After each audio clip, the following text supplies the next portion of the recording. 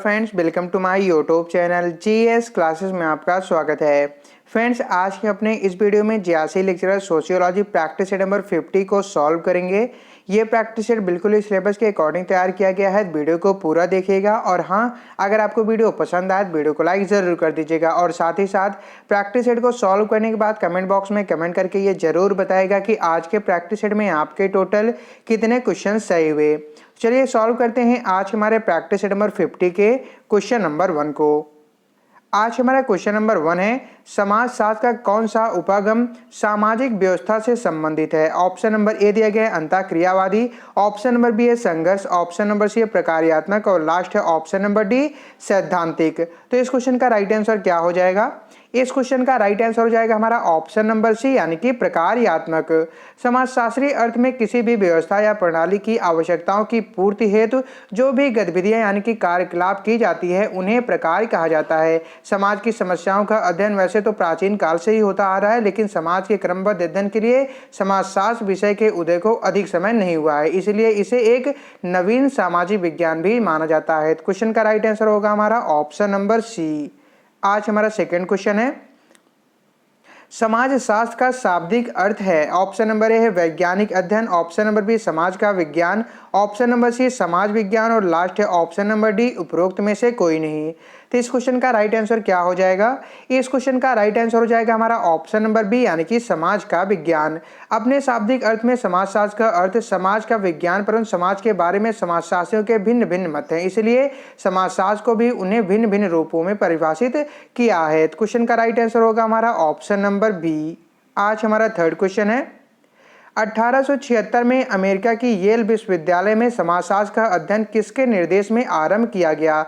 Option number ए दिया गया ई बर्जिल, option number B है ई बर्गेस, ऑप्शन नंबर सी है AW स्मॉल और लास्ट है option number D G Sumner. तो इस क्वेश्चन का राइट आंसर क्या हो जाएगा? इस क्वेश्चन का राइट आंसर हो जाएगा हमारा ऑप्शन नंबर डी यानी कि जी समनर। वर्ष 1876 में अमेरिका के येल विश्वविद्यालय में समाजशास्त्र का अध्ययन जी समनर के निर्देशन में आरंभ किया गया। वे अपने जीवन के अंतिम 2 वर्षों में अमेरिकी समाजशास्त्री परिषद के अध्यक्ष भी रहे हैं। क्वेश्चन का राइट आंसर हो जाएगा हमारा ऑप्शन नंबर डी। आज हमारा अगला प्रश्न है, निम्न में से कौन सा गलत है? ऑप्शन नंबर ए समाजशास्त्री मूल्यों को तथ्यों के रूप में मानते हैं, ऑप्शन नंबर बी समाजशास्त्र उन्मुखता में गैर भाग्यवादी होता है, ऑप्शन नंबर सी समाजशास्त्र विशिष्ट अर्थ रखता है ना कि सामान्य अर्थ और लास्ट है ऑप्शन नंबर डी समाजशास्त्र नैतिक अधिमानों को अभिव्यक्त करते हैं। तो क्वेश्चन का राइट आंसर क्या हो जाएगा? इस क्वेश्चन का राइट आंसर हो जाएगा हमारा ऑप्शन नंबर सी यानी कि समाजशास्त्र एक सामान्यीकरण विज्ञान है ना कि विशेषीकरण विज्ञान, क्योंकि समाजशास्त्र विशिष्ट व्यक्तियों, घटनाओं या समाजों के अध्ययन में रुचि नहीं लेकर सामाजिक घटनाओं और प्रक्रियाओं में रुचि लेता है। तो क्वेश्चन का राइट आंसर हो जाएगा हमारा ऑप्शन नंबर सी। आज हमारा अगला प्रश्न है, ग्रामीण समाजशास्त्र की उत्पत्ति सबसे पहले कहां पर हुई? ऑप्शन नंबर ए फ्रांस में, ऑप्शन नंबर बी अमेरिका में, ऑप्शन नंबर सी इंग्लैंड में और लास्ट है ऑप्शन नंबर डी जर्मनी में। तो इस क्वेश्चन का राइट आंसर क्या हो जाएगा? इस क्वेश्चन का राइट आंसर हो जाएगा हमारा ऑप्शन नंबर बी यानी कि अमेरिका में। एक व्यवस्थित विज्ञान के रूप में ग्रामीण समाजशास्त्र की उत्पत्ति सबसे पहले वर्ष 1876 में अमेरिका विश्वविद्यालय में ग्रामीण समाजशास्त्र का अध्ययन प्रारंभ हुआ। ग्रामीण समाजशास्त्र विषय की उत्पत्ति और विकास में अमेरिका के विद्वानों या विशेष योगदान जो है रहा है। अमेरिका में ग्रामीण समाजशास्त्र का विकास 19वीं शताब्दी में मानवतावादी दान के रूप में हुआ है। 19वीं शताब्दी में अमेरिका में यह काल ग्रामीण सामाजिक पतन का काल था। ग्रामीण समस्याओं को हल करने में विभिन्न विद्वानों ने ग्रामीण साहित्य को जो है सृजन किया। यह समय था जब जो है ग्रामीण समाजशास्त्र का जन्म हुआ था। क्वेश्चन का राइट आंसर होगा हमारा ऑप्शन नंबर बी। आज हमारा अगला प्रश्न है, किसी सामाजिक अध्ययन में कौन एक आवश्यक है? ऑप्शन नंबर ए दिन प्रतिदिन भ्रमण, ऑप्शन नंबर बी है अध्ययन क्षेत्र और निदर्श, ऑप्शन नंबर सी है वाटिका और बगीचे और लास्ट है ऑप्शन नंबर डी नदी क्षेत्रों का दौरा। क्वेश्चन का राइट आंसर क्या हो जाएगा? इस क्वेश्चन का राइट आंसर हो जाएगा हमारा ऑप्शन नंबर बी यानी कि किसी सामाजिक अध्ययन में अध्ययन क्षेत्र और निदर्श आवश्यक है। क्वेश्चन का राइट आंसर होगा हमारा ऑप्शन नंबर बी। आज हमारा अगला प्रश्न है, समाजशास्त्र का अध्ययन भारत में सर्वप्रथम कहाँ प्रारंभ हुआ? ऑप्शन नंबर ए है दिल्ली में, ऑप्शन नंबर बी लखनऊ में, ऑप्शन नंबर सी मुंबई में और लास्ट है ऑप्शन नंबर डी कोलकाता में। तो इस क्वेश्चन का राइट आंसर क्या हो जाएगा? इस क्वेश्चन का राइट आंसर हो जाएगा हमारा ऑप्शन नंबर सी यानी कि मुंबई में। समाजशास्त्र का अध्ययन भारत में सर्वप्रथम वर्ष 1914 में, कब? वर्ष जो है 1914 में मुंबई विश्वविद्यालय में एक ऐच्छिक के रूप में प्रारंभ हुआ था। तो क्वेश्चन का राइट आंसर हो जाएगा ऑप्शन नंबर बी। आज का हमारा अगला प्रश्न है, समाजशास्त्र की विषय वस्तु की रूपरेखा को किसने प्रस्तुत किया है? तो किसने प्रस्तुत किया है?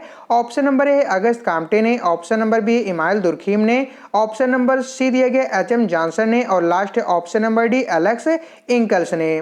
तो इस क्वेश्चन का राइट आंसर क्या हो जाएगा? इस क्वेश्चन का राइट आंसर हो जाएगा हमारा ऑप्शन नंबर डी यानी कि एलेक्स इंकल्स ने। समाजशास्त्र की विषय वस्तु की रूपरेखा को एलेक्स इंकल ने प्रस्तुत किया है। उन्होंने अपनी पुस्तक व्हाट इज सोशियोलॉजी 1965 में समाजशास्त्र को सही तरह से परिभाषित करने के लिए कई वैकल्पिक उपागम अपनाए, जिनमें 3 प्रमुख उपागमों के द्वारा समाजशास्त्र का अर्थ देखा जा सकता है। ये उपागम है ऐतिहासिक उपागम, आनुभविक उपागम और विश्लेषणात्मक उपागम। तो क्वेश्चन का राइट आंसर होगा ऑप्शन नंबर डी।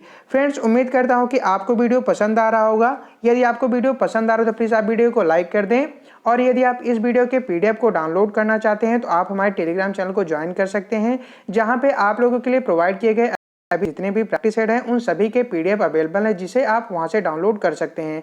फ्रेंड्स, यह प्रैक्टिस सेट स्पेशली जो है रिवीजन के पर्पज से बनाया गया है। इससे पहले आप लोगों के लिए 49 practice set specially GRC lecturer के लिए प्रोवाइड किए जा चुके हैं, और ये प्रैक्टिस सेट स्पेशली रिवीजन के पर्पज से बनाया गया है।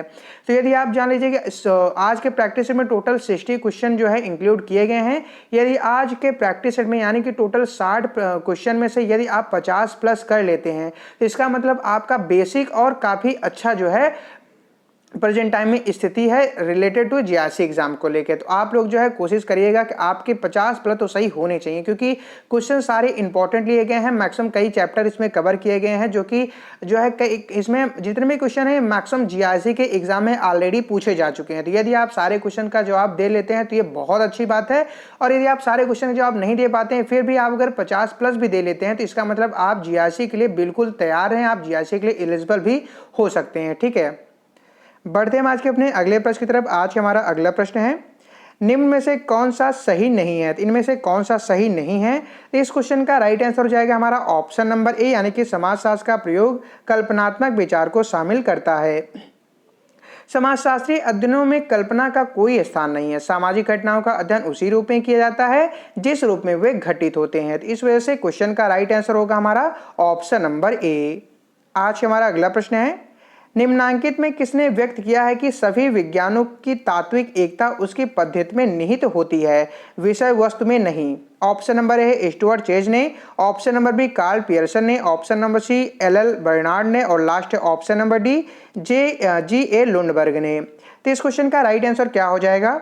इस क्वेश्चन का राइट आंसर हो जाएगा हमारा ऑप्शन नंबर बी यानी कि कार्ल पियर्सन ने। कार्ल पियर्सन ने व्यक्त किया कि सभी विज्ञानों की तात्विक एकता उसकी पद्धति में निहित होती है, विषय वस्तु में नहीं। क्वेश्चन का राइट आंसर होगा हमारा ऑप्शन नंबर बी। आज हमारा अगला प्रश्न है, निम्नांकित में किसने व्यक्त किया है कि समाजशास्त्र सामाजिक सांस्कृतिक घटनाओं का सामान्यीकरण मूलक विज्ञान है? ऑप्शन नंबर ए मैकाइवर ने, ऑप्शन नंबर बी मार्क्स ने, ऑप्शन नंबर सी पैरेटो ने और लास्ट है ऑप्शन नंबर डी सोरोकिन ने। तो इस क्वेश्चन का राइट आंसर क्या हो जाएगा? इस क्वेश्चन का राइट आंसर हो जाएगा हमारा ऑप्शन नंबर डी यानी कि सोरोकिन ने। सोरोकिन ने व्यक्त किया कि समाजशास्त्र सामाजिक सांस्कृतिक घटनाओं का सामान्यीकरण मूलक विज्ञान है। क्वेश्चन का राइट आंसर हो जाएगा हमारा ऑप्शन नंबर डी। आज हमारा अगला प्रश्न है, समुदाय के लिए गैमेनशाफ्ट तथा समिति के लिए गैसेलशाफ्ट शब्दों का प्रयोग किसने किया है? ऑप्शन नंबर ए है एफ टानिज ने, ऑप्शन नंबर बी आंद्रे वैतेई ने, ऑप्शन नंबर सी समनर ने और लास्ट है option number D George Simmel ने। तो इस क्वेश्चन का राइट आंसर क्या हो जाएगा? इस क्वेश्चन का राइट आंसर हो जाएगा हमारा ऑप्शन नंबर ए यानी कि एफ टानिज ने, यानी कि समुदाय के लिए गैमेनशाफ्ट तथा समिति के लिए गैसेलशाफ्ट शब्द का प्रयोग जो है एफ टानिज ने किया है। तो क्वेश्चन का राइट आंसर होगा हमारा ऑप्शन नंबर ए। आज हमारा अगला प्रश्न है, केस अध्ययन पद्धति को कहा जाता है? ऑप्शन नंबर ए है जैविकी सूक्ष्मदर्शी, ऑप्शन नंबर बी सामाजिक सूक्ष्मदर्शी, ऑप्शन नंबर सी है प्रकार्यात्मक सूक्ष्मदर्शी और लास्ट है ऑप्शन नंबर डी ऐतिहासिक सूक्ष्मदर्शी। इस क्वेश्चन का राइट आंसर क्या हो जाएगा? इस क्वेश्चन का राइट आंसर हो जाएगा हमारा ऑप्शन नंबर बी यानी कि सामाजिक सूक्ष्मदर्शी। केस अध्ययन पद्धति को सामाजिक सूक्ष्मदर्शी कहा जाता है। इसकी सहायता से किसी भी सामाजिक इकाई यानी कि व्यक्ति, समूह, समुदाय या संस्था का संपूर्णता में अति सूक्ष्म अध्ययन किया जाता है। क्वेश्चन का राइट आंसर होगा हमारा ऑप्शन नंबर बी। आज हमारा अगला प्रश्न है, निम्न में से कौन सा कथन एक संस्था का बोध कराता है? ऑप्शन नंबर ए किसी स्थान पर लोगों का समूह, ऑप्शन नंबर बी है एक अनुमोदित कार्यशैली, ऑप्शन नंबर सी कार्य प्रणाली के स्थापित नियम और दशाएं, और लास्ट है ऑप्शन नंबर डी कार्य संस्कृत का प्रदर्शन। क्वेश्चन का राइट आंसर क्या हो जाएगा? इस क्वेश्चन का राइट आंसर हो जाएगा हमारा ऑप्शन नंबर सी यानी कि कार्य प्रणाली के स्थापित नियम व दशाएं। संस्था मौलिक आवश्यकताओं की पूर्ति के लिए साधन के रूप में विकसित नियमों, विधि विधानों एवं कार्य प्रणालियों का वह संगठित रूप है जो समाज द्वारा मान्य होता है। संस्था के अन्य उदाहरण निम्नलिखित हैं, जैसे कि क्रीड़ा मैदान, विवाह, परिवार, धर्म, बाजार, विश्वविद्यालय, परीक्षा प्रणाली, सरकार आदि। क्वेश्चन का राइट आंसर होगा हमारा ऑप्शन नंबर सी। फ्रेंड्स, यह question very very very important है, क्योंकि यह यूपी पीजीटी के एग्जाम में, यूजीसी नेट जेआरएफ के एग्जाम में और इवन यूजीसी नेट जेआरएफ के एग्जाम में कई बार पूछा जा चुका है। ठीक है, यूपी जीआरसी लेक्चरर के एग्जाम में और मतलब बहुत सारे एग्जाम में ये क्वेश्चन कई बार रिपीटेड है। तो इस क्वेश्चन को ध्यान रखिएगा कि निम्न में से कौन सा कथन एक संस्था का बोध कराता है? तो कार्य प्रणाली के स्थापित नियम और दशाएं जो है एक संस्था का बोध कराते हैं। क्वेश्चन का राइट आंसर हो जाएगा हमारा ऑप्शन नंबर सी। आज हमारा अगला प्रश्न है, निम्नलिखित में कौन सा कथन समुदाय से संबंधित है? ऑप्शन नंबर है यह अमूर्त है, ऑप्शन नंबर बी है यह अस्थूल है, ऑप्शन नंबर सी यह भावना की अनुपस्थित, और लास्ट है हम भावना की अनुपस्थित, और लास्ट है ऑप्शन नंबर डी सदस्यता ऐच्छिक है। तो इस क्वेश्चन का राइट आंसर क्या हो जाएगा हमारा? इस क्वेश्चन का राइट आंसर हो जाएगा हमारा ऑप्शन नंबर बी यानी कि यह स्थूल है। समुदाय स्थूल है। समुदाय के लिए इन लक्षणों का होना आवश्यक है, जैसे निश्चित भौगोलिक क्षेत्र, सामुदायिक भावना, सामान्य जीवन एवं संस्कृत, विशिष्ट नाम, स्वतः विकास, अस्थायित्व, मनुष्यों का समूह, मूर्तता, व्यापक उद्देश्य, सामान्य नियम व्यवस्था, आत्मनिर्भरता, अनिवार्य सदस्यता, साधन एवं साध्य दोनों। ठीक है, सामुदायिक भावना के अंतर्गत तीन बातें हैं। पहली है हम की भावना की अभिव्यक्ति, दूसरा है योगदान का दायित्व का निर्माण, तथा तीसरा है निर्भरता की भावना। क्वेश्चन का राइट आंसर होगा हमारा ऑप्शन नंबर बी। आज हमारा अगला प्रश्न है, समिति का लक्षण इनमें से कौन सा है? ऑप्शन नंबर ए यह विस्तृत है, ऑप्शन नंबर बी सामाजिक संबंधों का जाल, ऑप्शन नंबर सी सदस्यता अनिवार्य है, और लास्ट है ऑप्शन नंबर डी सदस्यता स्वैच्छिक है। तो इस क्वेश्चन का राइट आंसर क्या हो जाएगा? इस क्वेश्चन का राइट आंसर हो जाएगा हमारा ऑप्शन नंबर डी यानी कि सदस्यता स्वैच्छिक है। विभिन्न समाजशास्त्रियों ने समिति की निम्नलिखित विशेषताएं प्रस्तुत की हैं, जैसे कि व्यक्तियों का समूह, निश्चित उद्देश्य, विचारपूर्ण स्थापना, एक निश्चित संगठन, नियमों पर आधारित, ऐच्छिक सदस्यता, अस्थायी प्रकृति, अनौपचारिक संबंध, साध्य न होकर साधन।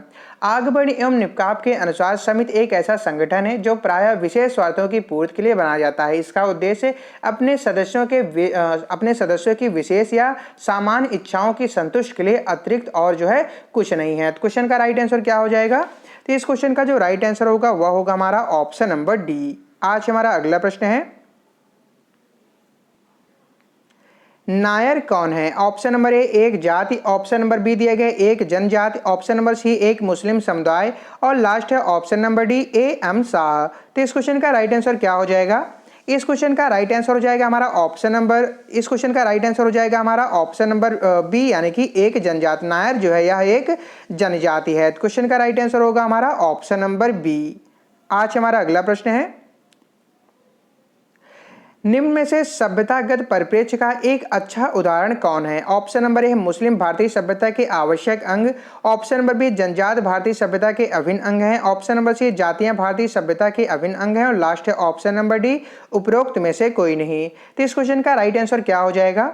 इस क्वेश्चन का राइट आंसर हो जाएगा हमारा ऑप्शन नंबर बी यानी कि सभ्यता परिप्रेक्ष्य का एक अच्छा उदाहरण जनजाति भारतीय सभ्यता के अभिन्न अंग हैं। तो क्वेश्चन का राइट आंसर होगा हमारा ऑप्शन नंबर बी। आज हमारा अगला प्रश्न है, इनमें से कौन एक प्रभु जात की विशेषता नहीं है? ऑप्शन नंबर ए आर्थिक प्रभुत्व, ऑप्शन नंबर बी सांस्कृतिक प्रभुत्व, ऑप्शन नंबर सी उच्च सांस्कारिक परिस्थिति, और लास्ट है ऑप्शन नंबर डी अधिक अच्छी शैक्षिक परिस्थिति।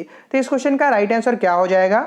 इस क्वेश्चन का राइट आंसर हो जाएगा हमारा ऑप्शन नंबर डी यानी कि अधिक अच्छी शैक्षिक परिस्थिति। यह एक प्रभु जात की विशेषता नहीं है, जबकि आर्थिक प्रभुत्व, सांस्कृतिक प्रभुत्व और उच्च सांस्कारिक परिस्थिति ये प्रभु जात की विशेषताएं हैं। क्वेश्चन का राइट आंसर होगा ऑप्शन नंबर डी। प्रभु जात की निम्न विशेषताएं जैसे कि आर्थिक प्रभुत्व, सांस्कृतिक प्रभुत्व, संख्यात्मक प्रभुत्व, बड़े अंश पर भूमि स्वामित्व, आर्थिक राजनीतिक शक्ति, जाति संचरण में उच्च स्थान और उच्च सांस्कारिक परिस्थिति। क्वेश्चन का राइट आंसर होगा ऑप्शन नंबर डी। आज का हमारा अगला प्रश्न है, अनुष्ठान प्रदूषण के मुख्य आधार हैं। ऑप्शन नंबर ए है जन्म एवं विवाह, ऑप्शन नंबर बी शारीरिक उत्सर्जन, ऑप्शन नंबर सी मृत्यु और लास्ट है ऑप्शन नंबर डी जन्म, शारीरिक उत्सर्जन एवं मृत्यु। तो इस क्वेश्चन का राइट आंसर क्या हो जाएगा? इस क्वेश्चन का राइट आंसर हो जाएगा हमारा ऑप्शन नंबर डी, यानी कि जन्म, शारीरिक उत्सर्जन एवं मृत्यु। अनुष्ठान प्रदूषण के मुख्य आधार हैं जन्म, शारीरिक उत्सर्जन एवं मृत्यु। तो क्वेश्चन का राइट आंसर होगा हमारा ऑप्शन नंबर डी। आज हमारा अगला प्रश्न है, निम्नांकित में कौन से समाजशास्त्री ने जाति का विस्तृत अध्ययन किया है? तो कौन से समाजशास्त्री ने जाति का विस्तृत अध्ययन किया है? तो इस क्वेश्चन का राइट आंसर हो जाएगा हमारा ऑप्शन नंबर बी, यानी कि जीएस घुरिये। जीएस घुरिये ने जाति का विस्तृत अध्ययन किया है। तो क्वेश्चन का राइट आंसर होगा ऑप्शन नंबर बी। आज हमारा अगला प्रश्न है, पारंपरिक जजमानी व्यवस्था में भुगतान का प्रारूप सेवा अर्पित करने वाले व्यक्तियों को दिया जाता है। ऑप्शन नंबर ए नगद भुगतान, ऑप्शन नंबर बी अन्य राशि का भुगतान, ऑप्शन नंबर सी नगद और वस्तुएं दोनों, और लास्ट है ऑप्शन नंबर डी ना तो नगद और ना ही वस्तुएं। तो इस क्वेश्चन का राइट आंसर क्या हो जाएगा? इस क्वेश्चन का राइट आंसर हो जाएगा हमारा ऑप्शन नंबर सी, यानी कि नगद और वस्तुएं दोनों। पारंपरिक जजमानी व्यवस्था में भुगतान का प्रारूप सेवा अर्पित करने वाले व्यक्तियों को नगद और वस्तुएं दोनों दिया जाता है। क्वेश्चन का राइट आंसर होगा ऑप्शन नंबर सी। आज हमारा अगला प्रश्न है, निम्नांकित में किसने जात के उद्भव के विषय में लिखा है कि भारत में जात इंडो आर्यन संस्कृत के ब्राह्मण पुरोहितों की संतान है, जिसका पालन पोषण गंगा और यमुना के मैदान में हुआ है। ऑप्शन नंबर ए दिया गया A R Desai, option number B J H Hutton, option number C J S Ghurye और लास्ट है option number D M N Srinivas. तो इस क्वेश्चन का राइट आंसर क्या हो जाएगा? इस क्वेश्चन का राइट आंसर हो जाएगा हमारा ऑप्शन नंबर सी, यानी कि जीएस घुरिये। जीएस घुरिये ने जात के उद्भव के विषय में लिखा है कि भारत में जात इंडो आर्यन संस्कृत के ब्राह्मण पुरोहितों की संतान है, जिसका पालन पोषण गंगा और यमुना के मैदान में हुआ है। क्वेश्चन का राइट आंसर होगा ऑप्शन नंबर सी। आज हमारा अगला प्रश्न है, निम्नांकित में किसने बहिष्कृत जाति पद का प्रयोग अपनी पुस्तक में अनुसूचित जातियों हेतु ब्रिटिश कालीन भारत में किया? Option number A GS Ghurye, option number B S H Risley, option number सी है जे एच हट्टन और लास्ट है option number D M N Srinivas. तो इस क्वेश्चन का राइट आंसर क्या हो जाएगा? इस क्वेश्चन का राइट आंसर हो जाएगा हमारा ऑप्शन नंबर सी, यानी कि जे एच हट्टन। जे एच हट्टन ने बहिष्कृत जात पद का प्रयोग अपनी पुस्तक में अनुसूचित जातियों हेतु ब्रिटिश कालीन भारत में किया है। क्वेश्चन का राइट आंसर होगा हमारा ऑप्शन नंबर सी। आज हमारा अगला प्रश्न है, किसने सामाजिक स्त्रीकरण को उच्चतर और निम्नतर सामाजिक इकाइयों में 36 विभाजन कहा है? तो किसने कहा है? इस क्वेश्चन का राइट आंसर हो जाएगा हमारा ऑप्शन नंबर बी, यानी कि रेमंड मोरे ने। रेमंड मोरे ने सामाजिक स्त्रीकरण को उच्चतर और निम्नतर सामाजिक इकाइयों में 36 विभाजन कहा है। क्वेश्चन का राइट आंसर हो जाएगा हमारा ऑप्शन नंबर बी। फ्रेंड्स, मैं आपको इन्फॉर्म कर दूं कि जीआरसी लेक्चरर के एग्जाम के जस्ट अगले दिन से ही आप लोगों के लिए यूजीसी नेट जेआरएफ के प्रैक्टिस सेट प्रोवाइड किए जाएंगे। तो यदि आप यूजीसी नेट जेआरएफ की प्रिपरेशन कर रहे हैं तो आप लोग बिल्कुल निश्चिंत रहें, आप लोगों के लिए एग्जाम तक यूजीसी नेट जेआरएफ के प्रैक्टिस सेट रेगुलर प्रोवाइड किए जाएंगे। और इसके साथ साथ फ्रेंड्स, मैं आप लोगों को इन्फॉर्म कर दूं कि आप लोगों के लिए यूजीसी नेट जेआरएफ का जो स्पेशल टेस्ट है वो स्पेशल टेस्ट सीरीज भी लॉन्च किया जा रहा है, जो कि टेलीग्राम चैनल के माध्यम से आप लोगों के लिए कंडक्ट करवाया जाएगा। तो यदि आप टेलीग्राम चैनल को अभी तक ज्वाइन नहीं किए हैं तो आप लोग टेलीग्राम चैनल को ज्वाइन कर लीजिए, क्योंकि वहां पे आप लोगों के लिए बिल्कुल फ्री में फुल लेंथ का मॉक टेस्ट कंडक्ट करवाया जाएगा, बिल्कुल यूपीपीजीटी और जीआरसी एग्जाम की तरह।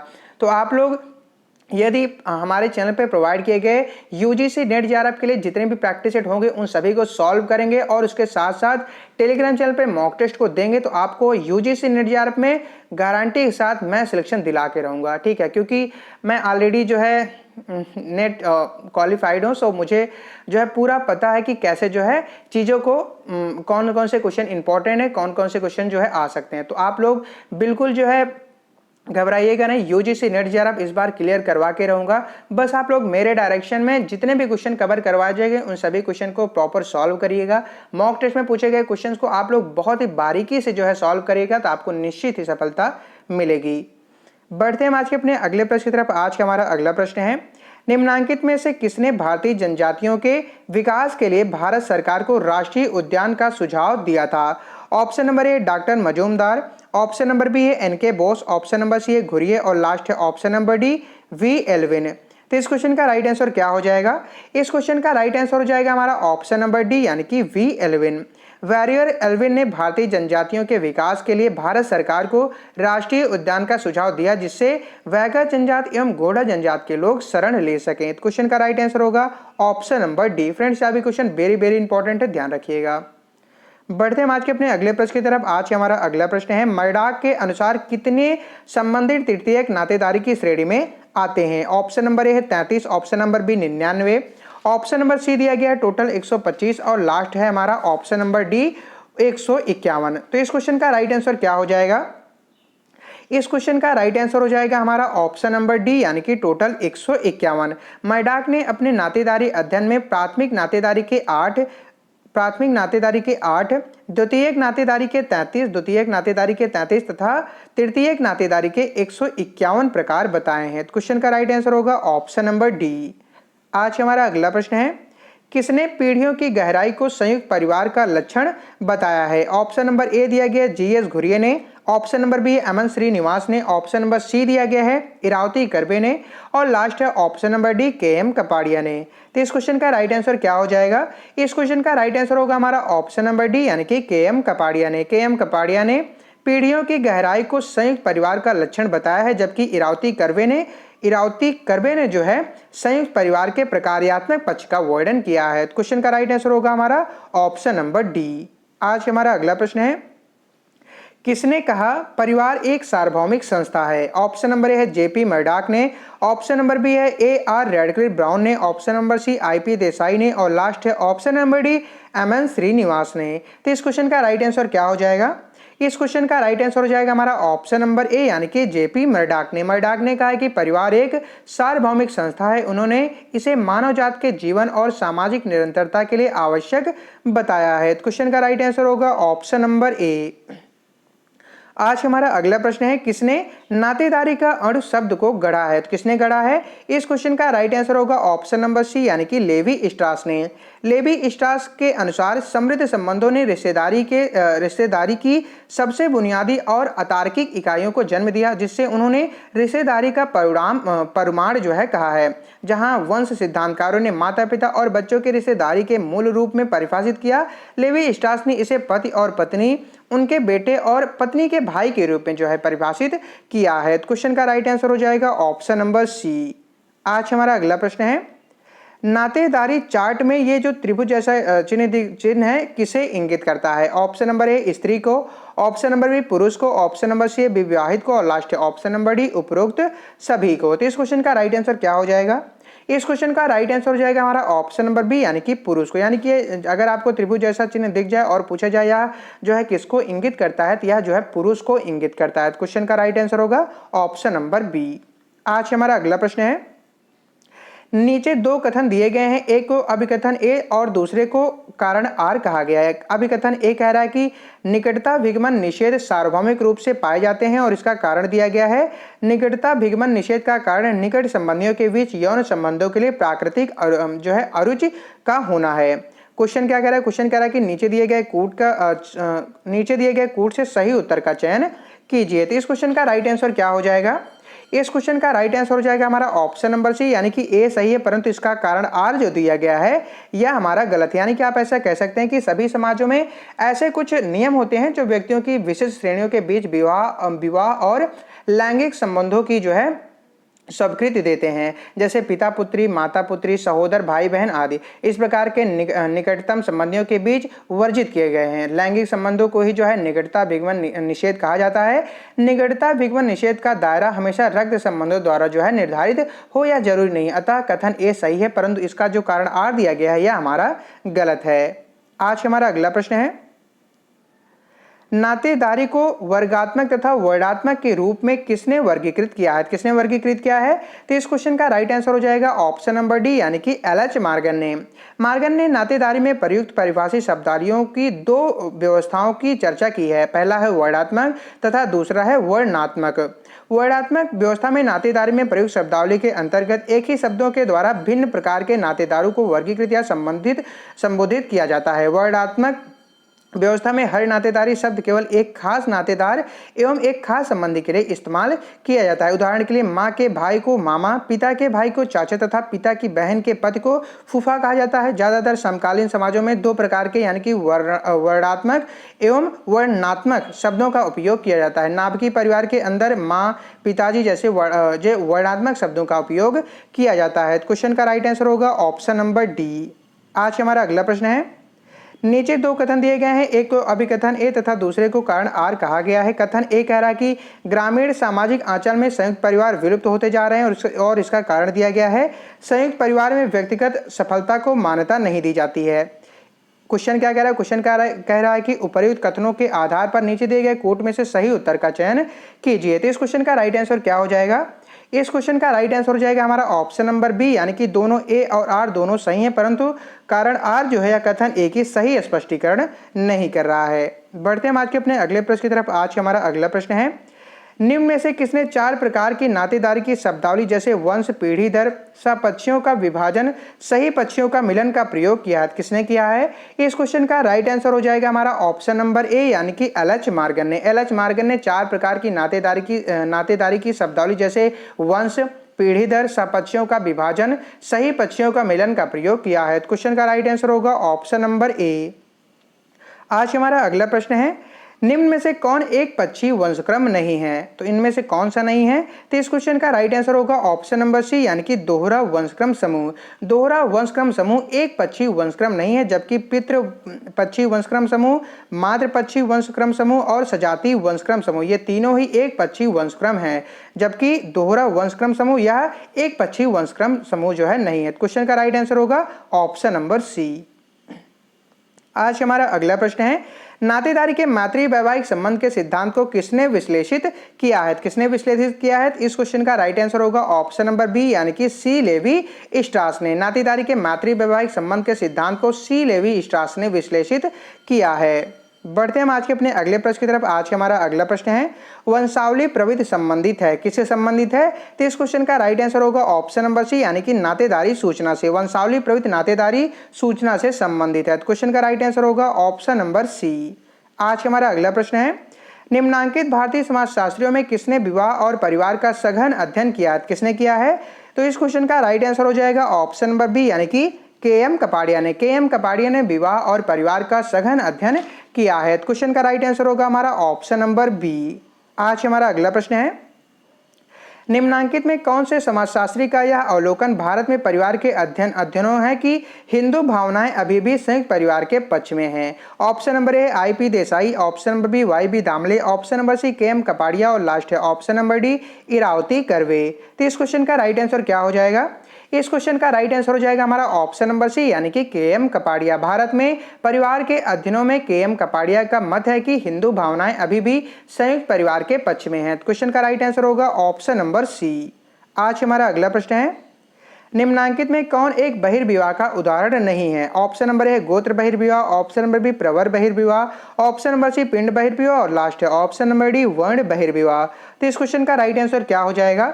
इस क्वेश्चन का राइट आंसर होगा हमारा ऑप्शन नंबर डी यानी कि वर्ण बहिर्विवाह। वर्ण बहिर्विवाह का उदाहरण नहीं है, यह सामाजिक संगठन का आधार है। तो क्वेश्चन का राइट आंसर होगा ऑप्शन नंबर डी।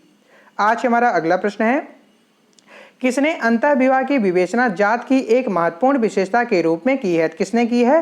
तो इस क्वेश्चन का राइट आंसर होगा ऑप्शन नंबर ए यानी कि जी.एस.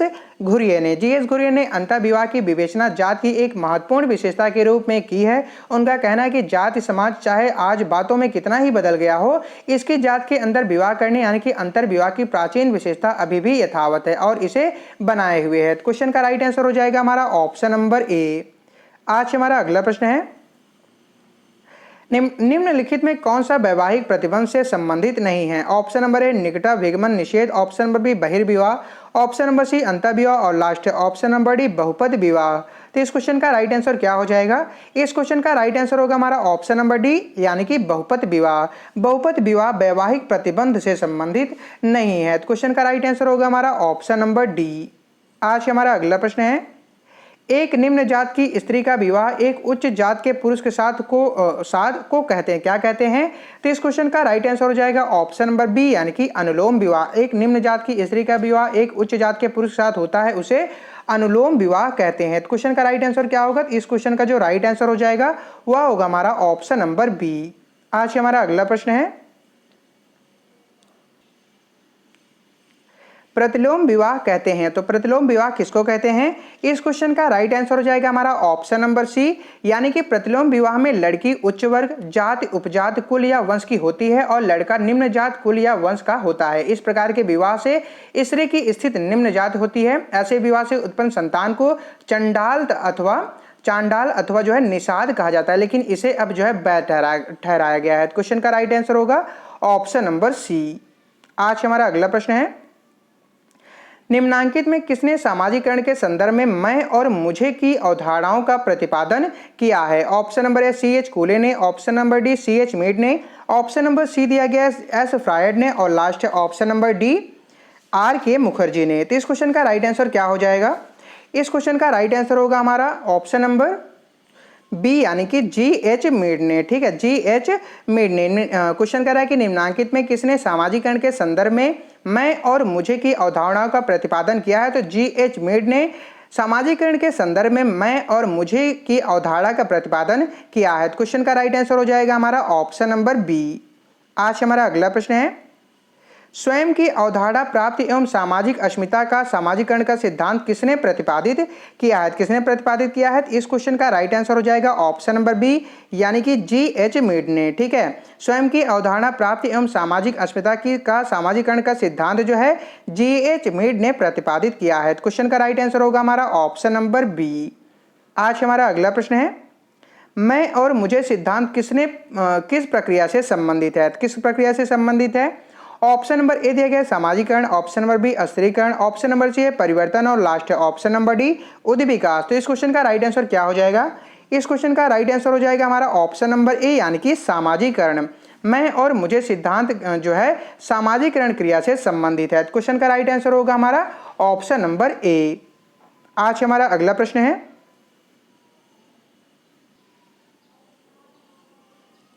प्रत्याशी सामाजिकरण की अवधारणा निम्नांकित में से किसने दी है? ऑप्शन नंबर ए मर्टन ने, ऑप्शन नंबर बी पार्सन्स ने, ऑप्शन नंबर सी होमन्स ने और last option number D Sumner ने। तो इस क्वेश्चन का राइट आंसर क्या हो जाएगा? इस क्वेश्चन का राइट आंसर होगा हमारा ऑप्शन नंबर ए, यानी कि मर्टन ने। प्रत्याशी सामाजिकरण से तात्पर्य ऐसी दशा से है जिसमें कोई व्यक्ति किसी सामाजिक स्थिति या पद पर बैठे व्यक्ति या सामाजिक व्यवस्था में विद्यमान किसी प्रतिष्ठा को पाने की इच्छा कर अपने विचार अपने आचरण को उक्त रूप में ढालने का प्रयास करता है। यह एक पूर्व नियोजन दशा है जिसमें व्यक्ति अपनी परिस्थिति व प्रतिष्ठा को सामाजिक स्थिरीकरण में उठाने का प्रयास करता है। प्रत्याशी सामाजिकरण अवधारणा का प्रयोग सर्वप्रथम जो है आर के मर्टन ने, किसने? आर के मर्टन ने अपने संदर्भ समूह व्यवहार के अध्ययन में दिया है। अर्थात संदर्भ समूह व्यवहार की ही जो है व्यक्ति को प्रत्याशी सामाजिकरण के लिए जो है प्रेरित करता है। संदर्भ समूह व्यवहार में कोई व्यक्ति किसी व्यक्ति या समूह को अपना आदर्श मानकर उसे पाने की जो है उत्कंठा से प्रत्याशी सामाजिकरण को जो है अपनाता है। क्वेश्चन का राइट आंसर होगा हमारा ऑप्शन नंबर ए।